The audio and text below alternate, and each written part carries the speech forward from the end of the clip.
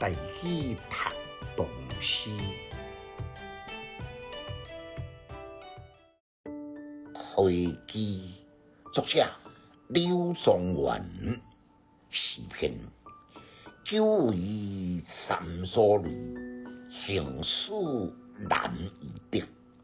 寒衣龙虎林，柳树山林客。晓经还罗草，夜篷香窥色。来往不同林，重古楚天阙。简介：开机是作者呢，由朝廷新机要这个大臣呢，并讲到南方的英秋，也是什么湖南的楚地，为使咱用上天变成落地，所在的所在呢，原本是一条的连溪。后来经过作者呢改名有这鱼溪，鱼对戇人的意思。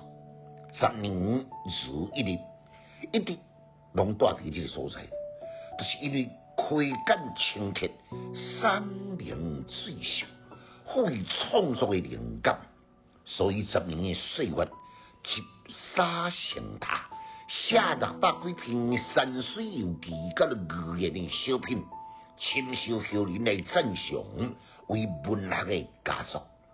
这首呢，也是脍炙人口当中小品词，起句呢，就庆幸讲，鲤鱼跳出金高潮，会当打出朝廷纷纷扰扰无语的情节，会当变讲到南方的英秋安心入病。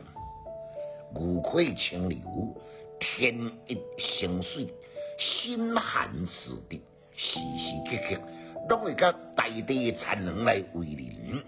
有时飘飘然像山林的温树，透早飞起来呢，稻草都有含住露水的竹草。傍晚的时阵，嗰阵过船游溪玩水，独来独往，随行自在。无看人的时阵呢，更该当家己一个仰望碧空，开怀吟唱。要有什么人会当比我更加被舒适、安然自在呢？色彩寒窗，风调金阔，文人学士都是无愿望高官显著，又朝廷被贬降到万方的英秋，何其不幸呢？不过呢，伊在家己的转念之间，降心丸服伊嘛，全心全意写名垂青史的佳作。这敢是西王神马，炎帝辉煌呢？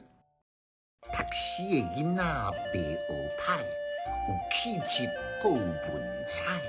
读诗快乐哦！